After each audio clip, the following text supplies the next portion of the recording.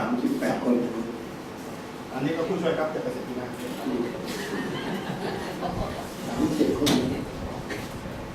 ตอนนี้ท่านผู้มีการท่านรองท่านผู้มีการท่านรองจากโรงเรียนต่างๆและที่มาร่วมงานของโรงเรียนโนนสูงศรีธานีตั้งแต่ช่วงเช้านะมีหลายงานวันนี้เช่นกันจริงอยากจะมาให้ทันแต่ว่ามันจำเป็นเมื่อเช้าได้ออกจากบ้านตั้งแต่7 โมงนะครับไปถึงโรงเรียนถามทะเลสอวิทยาประมาณ7 โมงครึ่งนะครับรับคณะกรรมการประเมินโครงการอนุรักษ์พันธุกรรมพืชในสมเด็จพระเทพนะครับคณะกรรมการก็มาประเมินของการทะเลสอที่จะเป็นประเมินรับป้ายนะไม่ได้ป้ายของเราไม่ได้ป้ายแล้วนะพอได้ก.1แล้วก.1แล้วนะครับมาได้สองขั้นแล้วต่อไปก็จะเป็นก.2 ก.3นะแล้วก็ถือว่าเป็นงานของเจ้าฟ้าเจ้าแผ่นดินก็เลยต้องอยู่ครับจริง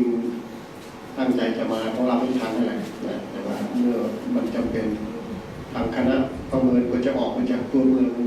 ของเราได้ไปถึงครับจะเดินต่อใช้เวลาเป็นชั่วโมงเลยบอกว่ารถติดนานมาก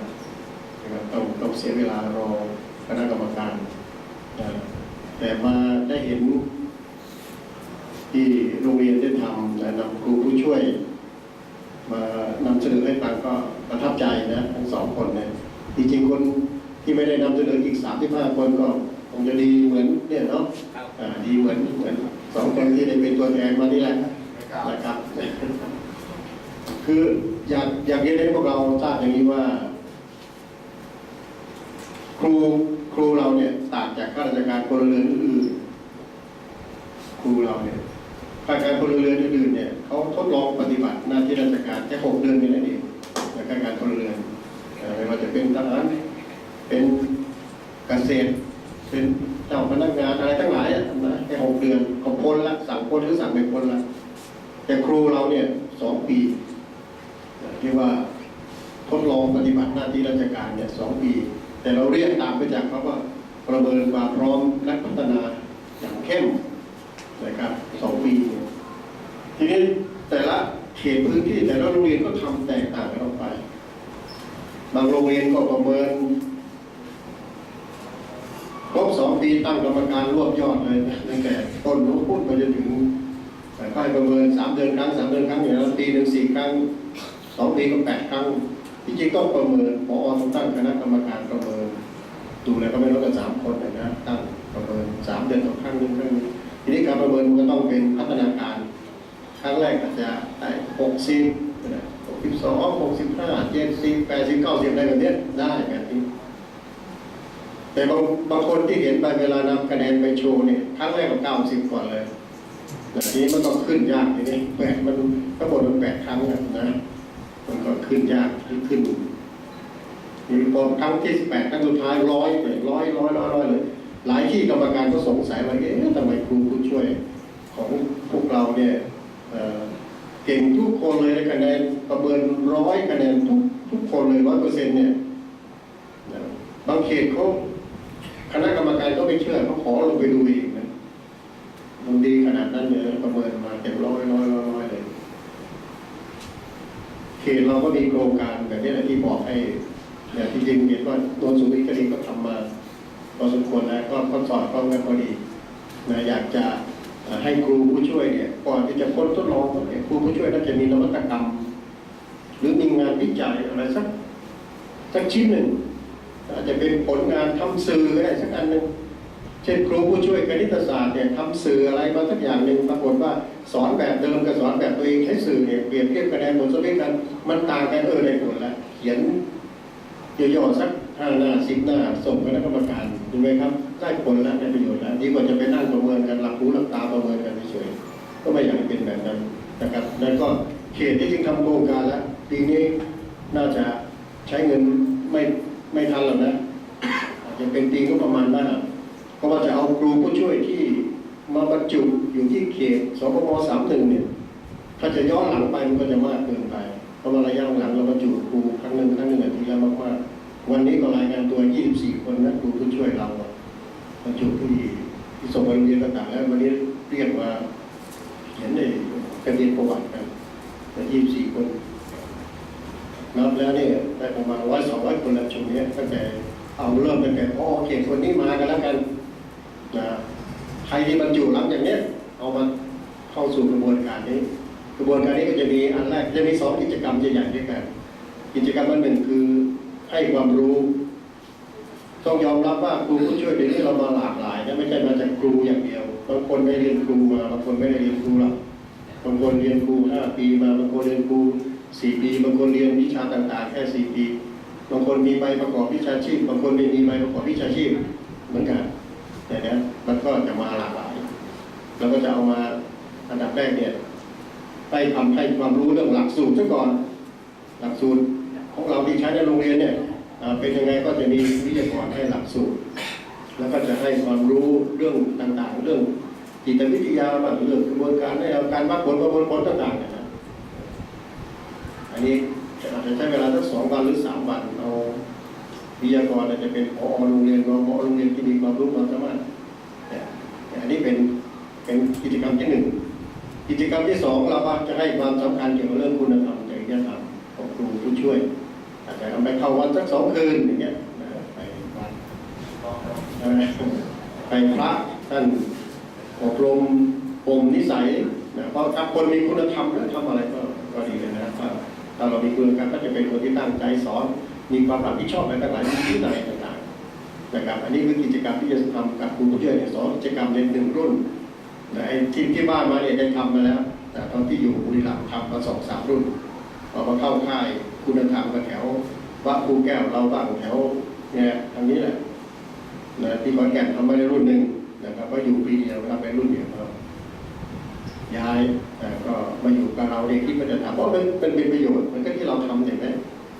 เนี่ยสัก37 คนเนี่ยเราได้37 นวัตกรรมแล้วบางคนมีงานวิจัยบางคนได้สิ่งต่างๆครูประจำการก็อาจจะเห็นได้รู้ได้ทำร่วมกันได้มีความรู้ความเข้าใจเพิ่มขึ้นไปอีกนะครับอันนี้ก็อยากฝากที่พวกเราทำดีๆแล้วล่ะแต่เวลาจะประเมินการผ่านครูผู้ช่วยเนี่ยจะต้องมีอะไรสักอย่างหนึ่งเป็นแสดงให้กรรมการก็เห็นก็ให้ผ่านนะครับอันที่ 2ที่อยากจะพูดกับพวกเราเรื่องขยะที่เห็นนำเสนอเมื่อสักครู่นี่เรื่องขยะเป็นเรื่องสำคัญมากนะครับเป็นวาระแห่งชาติเลยนะรัฐบาลให้ความสำคัญกับเรื่องขยะมากเลยไปหลายโรงเรียนเนี่ยพวกเราได้ทำดีมากเลยมีการแยกขยะวันนั้นไปร่วมกิจกรรมที่มหิดลธิบดีก็มีการมอบขยะกันทุกวันจันทร์ก็จะมีการมอบขยะแก่ประธานนักเรียนนะครับแต่นักเรียนสาเหตุที่ว่ามีความสำคัญตรงนี้ที่ทิ้งขยะหายากมากเทศบาลทางในเมืองเนี่ยมันไม่มีที่ทิ้งขยะนะจะต้องไปทิ้งที่อำเภอเสริงสางคอนบุรีทั้งหมดนอกเขาก็บอกว่าถ้ามาทิ้งตรงนี้ให้เวลาทิ้งแค่1 ปีหลังจากนั้นต้องไปหาที่ใหม่นะครับรัฐบาลเทศบาลต่างๆก็จะเป็นต้องแยกขยะอันไหนเป็นขวดเป็นสิ่งที่รีไซเคิลได้ก็แยกอันไหนเป็นขยะเปียกขยะแห้งที่เราทำเนี่ย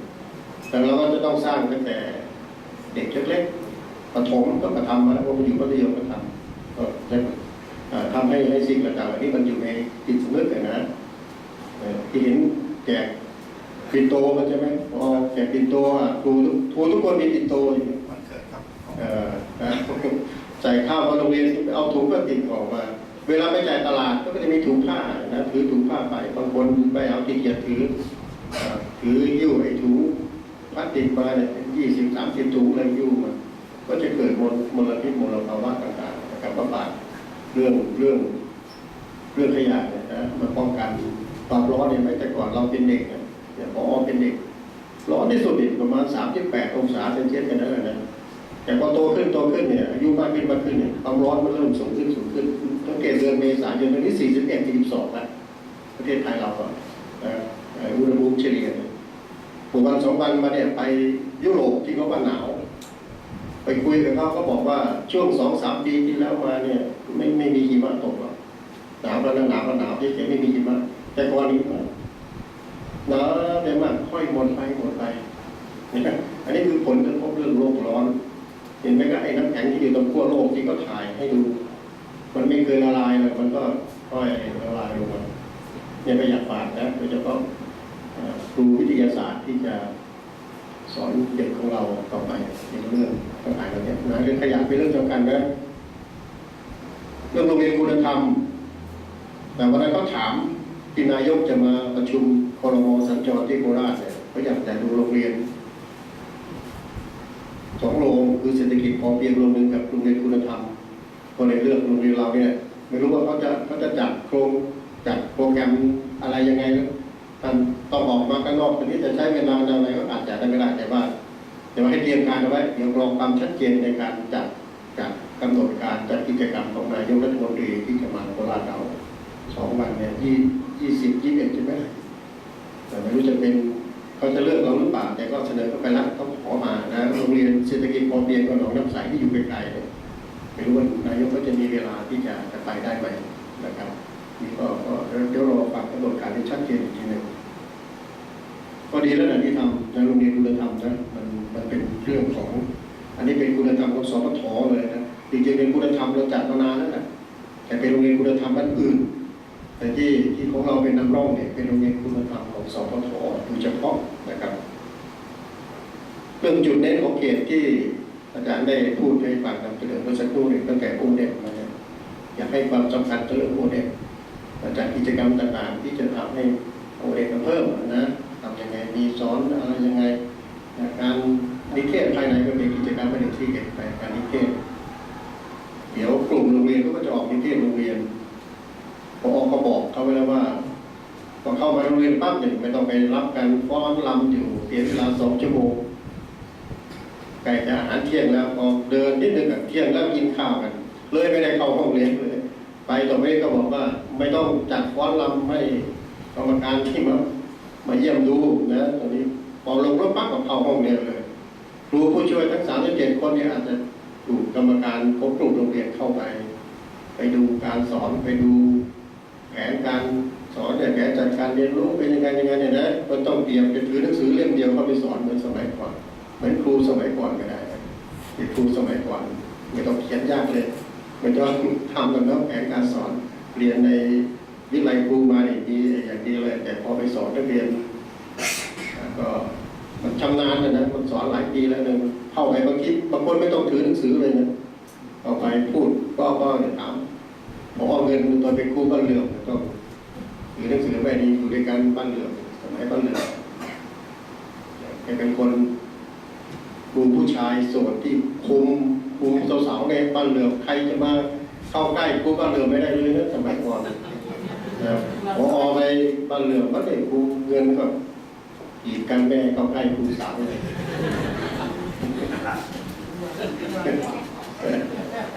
มีพูดถึงสมัยก่อนสมัยเมื่อปี2530แต่ไปอยู่บ้านเรืองเพราะว่าก็เป็นครูเรียนบ้านเรืองพิทยาสันในช่วงนั้นนะครับแล้วก็ฝากเรื่องโอเน็ตนะครับเรื่องโอเน็ตเรื่องการกิจกรรมต่างๆที่มันจะทำให้โอเน็ตเพิ่มขึ้นเป็นหลายกิจกรรมด้วยกันการติวก็ใช่นะการติวแต่ว่าอย่าให้การติวเป็นระดับหนึ่งแล้วกันการติวให้เป็นระดับรองๆลงไปแต่ขอให้สอนให้ครบตามสาระต่างๆมาตรฐานตัวชี้วัดต่างๆให้มันครบแล้วไอ้อันไหนที่เขาออกข้อสอบอันไหนที่เขาไม่ออกข้อสอบเขาก็จะประกาศมาให้ดูแล้วก็เอาเนี่ยมาดูเอาข้อสอบคนเก่ามาทำให้นักเรียนลองทำดูม.3 ม.6 ตอนนี้ม.3 พิเศษนิดนึงที่ว่าเราไม่ได้สอบสังคมแล้วไอ้โอเด็กแต่เราก็จะสอบแต่เป็นการออกข้อสอบของพวกเราเองนะ4 วิชาเราจะสอบของสำนักทดสอบการศึกษาแห่งชาติแต่ม.6 ก็ยังเหมือนเดิม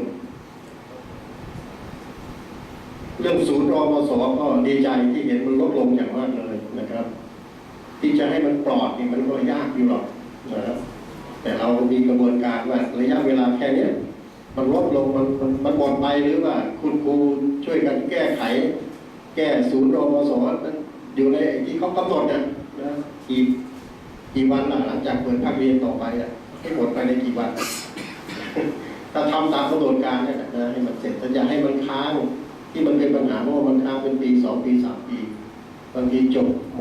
.3 แบบติดศูนย์ติดรออยู่ตั้งแต่ม.1 ม.2 อยู่ไม่อยากให้เป็นแบบนั้นก็พยายามที่จะลดลงนะครับลดจำนวนลงที่เห็นที่พวกเราทำนี่ก็ถือว่าลดลงมากเลยแค่70 คนกันเองก็ถือว่าประสบผลสำเร็จนะครับ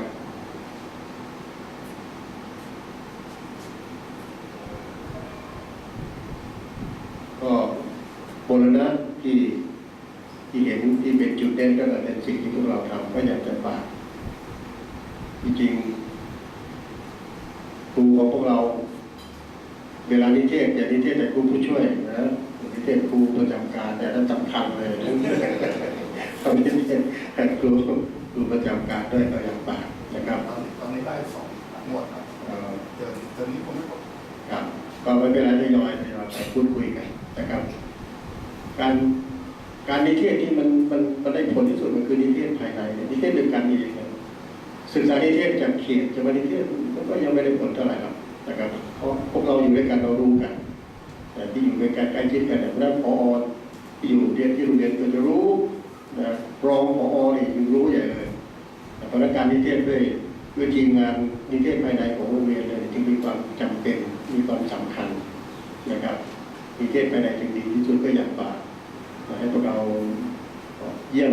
ชั้นเรียนคณะบริหารของโรงเรียนเนี่ยเยี่ยมชั้นเรียนอย่างน้อยเดินผ่านไปเนี่ยครูของเราก็ต้องให้ความสนใจมากยิ่งขึ้นนะครับให้ความสนใจมากยิ่งขึ้นท่านรองไปท่านผอ.ไปพักเข้าไปในห้องเรียนบ้างขอดูแผนการสอนบ้างขอนั่งสังเกตการสอนบ้างนี่ได้ประโยชน์อย่างมากนะครับจะทำให้มีความกระตุ้นแต่ครูที่ยังไม่ได้ผอ.หรือรองผอ.ยังไม่ได้ไปเยี่ยมก็ต้องตื่นตัวแล้ววันนี้ผอ.จะไปรองผอ.จะไปไม่ต้องเตรียมอย่างดีเลยต้อนรับอย่างเงี้ยนะเราก็จะได้ประโยชน์เรื่องการตื่นตัวกระตุ้นกันนะครับก็อยากฝากเรื่องการนิเทศภายในให้อย่างสม่ำเสมอนะครับพวกเราโดยเฉพาะนอกจากครูผู้ช่วยแล้วเนี่ยครูประจำการทั้งหลายอยากฝากก็เป็นส่วนสำคัญเลยที่ทำให้คุณภาพการศึกษาของไทยเราดีขึ้นเมื่อวัน2 วันเนี่ยไปเวียดนามท่านผู้บริหารท่านผอ.ทั้งหลายไปเยี่ยมโรงเรียนหนึ่งเวียดนามโรงเรียนเขาก็เด็กก็ไม่เยอะแต่ละหลับนะอย่างมากกว่า1,000 กว่าคนแต่ของเราถือเป็นโรงเรียนเด็กเยอะนะนี่2,800เป็นขนาดใหญ่พิเศษเลยนะเขาก็ห้องเด็กต่อห้องเขาก็ไม่มากนะประมาณไม่ถึง40 คนจากการที่เราดูโต๊ะเก้าอี้นั่งแล้วเขาไปช่วงปิดภาคเรียนพอดีนะครับแต่ที่น่าสนใจคือเวียดนามเขาเพิ่งพ้นจากสงครามมาไม่กี่ปีเนี่ย30 กว่าปีที่เขาเลิกรบกัน แต่เมื่อมาทดสอบการทดสอบระดับนานาชาติยุคพิซ่าเนี่ยมันก็บอกว่าเขาอยู่ลำดับที่8ของโลกลำดับที่ 1ก็จะเป็นสิงคโปร์เป็นฟินแลนด์เป็นเกาหลีใต้เป็นอะไรมาแต่เวียดนามเนี่ยขึ้นปุ้งอะไรล่าสุดเลยมาอยู่ในลำดับที่8ของโลกไทยเราเนี่ยสอบมาหลายปีแล้วก็อยู่ลำดับที่ไกลๆนะครับ ก็ไปอยากไปดูอยากไปรู้เขาทำยังไงการชั้นผู้ใหญ่ของกระทรวงเราก็ไปบ่อยนะไปเวียดนามเนี่ยไปดูวิธีการนะครับแต่เราก็ไม่ได้สืบเจาะลึกไปขนาดนั้นว่าเขาใช้วิธีการสอบยังไงก็อาจจะเลือกแต่โรงเรียนที่เก่งมาสอบหรืออาจจะเลือกเด็กเก่งมาสอบเด็กไม่เก่งกับวันนั้นให้ลาซะไม่ต้องมาสอบอย่างนี้ก็ได้เพราะวิธีการมันมีหลากหลายแต่ของเราไม่ใช่แบบนั้นของเราไปสุ่มเอาอย่างสุ่มไปเจอโรงเรียนแก้งสนามงานวิทยาคมอย่างเงี้ยมันอยู่ไกลๆแบบนี้เด็กอาจจะเลือกไม่ได้เป็นเหมือนโรงเรียนจุฬาภรณ์อย่างเงี้ยถ้าโรงเรียนจุฬาภรณ์เนี่ยสอบเมื่อไหร่ก็ชนะหมดเลยชนะสิงคโปร์อีกนะโรงเรียนจุฬาภรณ์เราเนี่ยชนะคะแนนสูงของสิงคโปร์อีกอันนี้เป็นกลุ่มโรงเรียนระดับเป็นระดับนะครับก็อยากฝากนะครับก็ดีใจที่ได้มาพบปะชาวโนนสูงศรีธานีอย่างน้อยมาเป็นครูอยู่ที่โนนสูงศรีธานีก็มันได้มา2 ปีแล้วถึงจะได้ย้ายอะไร2 หรือ 4เดือนนี้4 ปีนะพอออกเขตมาอยู่ครั้งแรกก็อำเภอโนนสูงเนี่ยไปฝันมากเลยอยากจะมาเป็นครูโนนสูงศรีธานีแต่ไม่ได้มาเพราะเขาไม่มีตำแหน่งให้บรรจุนะก็จะเป็นบรรจุที่โรงเรียนทานประสาทเพชรไกลปี 2521 เนี่ยเข้าไปโรงเรียนทานประสาทเพชรแล้วมานั่งรถที่จะเข้ามาอำเภอโนนสูงไปนั่งรอรถอยู่ปากทางแต่ก่อนมีศาลาแล้วเขาเก่าอยู่หลังเดียวนะไม่มีปั๊มไม่มีบ้านคนอยู่แล้วเป็นที่ทุ่งนาช่วงนั้นมันเป็นหน้าหนาวด้วยนะข้าวกำลังออกรวงในนั้นลมยิ้วหนาวเลย ไอ้ศาลาเนี่ยก็เป็นร่องไปเลยเป็นไม้กระดานเป็นพวกดอกเหมือนศาลาเก่าๆที่อยู่ตรงปากทางเข้าโนนสูงนะเข้ามายากมากนะสมัยก่อนมาเรามาต่อรถนั่งรอรถเป็นชั่วโมงก็มีนะครับแต่ก่อนมีโรงเรียนโนนสูงใกล้ๆตรงนี้อีกการหนึ่งโนนสูงน้อยเขาเรียกแต่นี้ไม่มีแล้วยุบรวมกันแล้วนะครับเป็นโนนมี2โนนสูงด้วยกันก็ช่วงกิจกรรมอะไรทั้งหลายมันมีงานอะไรทั้งหลายอาทิตย์ตั้งเพอบ้างเราจะเอาเด็กมาแสดงร่วมกันกับทางโรงเรียนโนนสูงศิลปนีนะครับก็คือพูดถึงเรื่องเก่าๆสมัยมีความประทับใจที่โนนสูงเพราะว่าเราเป็นครูครั้งแรกที่อำเภอโนนสูงแล้วก็ผูกพันอย่างนี้อยู่หลายปีนะครับเวลามีกิจกรรมต่างๆอำเภอก็ต้องมาร่วมงานปิยมหาราชงานเฉลิมไม่ทั้งหลายเรามาร่วมมาใช้สนามหน้าที่ประการอำเภอโนนสูงตรงนี้นะครับก็อยากฝากครูเก่าครูเก่าครูใหม่ครูผู้ช่วยทั้งหลายเนี่ยใครเป็นคนโคราชยกมือดูหนัก37 คนเนี่ยโอ้โคราชส่วนใหญ่เป็นโคราชเยอะๆไหนใครมาจากต่างจังหวัดอีกคนต่างจังหวัดไหนบ้างพระนครศรีอยุธยามหาสารคามสุรินทร์แต่ยังภูว่าไม่ได้อยู่ใกล้ๆกันเนี่ยมีต่างภาคอยู่ที่อยุธยาอยู่คนเดียวตอนนั้นเป็นภาคอีสานด้วยกัน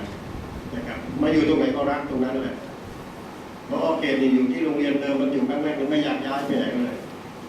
เดี๋ยวนี้ก็ยังมีคนที่มันอยู่พร้อมๆกันที่ไม่ยอมย้ายไปไหนอยู่คนหนึ่งเหมือนกันนะที่จะเกษียณที่ปีหน้าเนี่ยอาจารย์ชูชีพนะแต่มันอยู่เนี่ยมันจะอยู่เกษียณนี่แหละปีนั้นก็เกษียณแล้วนะชูชีพเชื้อชาติเนี่ยที่ธรรมศาสตร์เนี่ยนะครับอยู่ตรงไหนก็รักตรงนั้นย้ายสำเนาทะเบียนบ้านมาอยู่ที่นี่ซะเวลามีกิจกรรมต่างๆเกี่ยวกับการเลือกตั้งอะไรเราใช้สิทธิ์ได้นะย้ายขอเกณฑ์ย้ายไปอยู่ด้วยเลยเวลาไปอยู่ที่ไหนทะเบียนบ้านไปเลยนะครับไปอยู่เราจะได้ไปเลือกตั้งไปอะไรซึ่งเวลามีกิจกรรมการเมืองต่างๆนะครับแล้วก็เกิดความรัก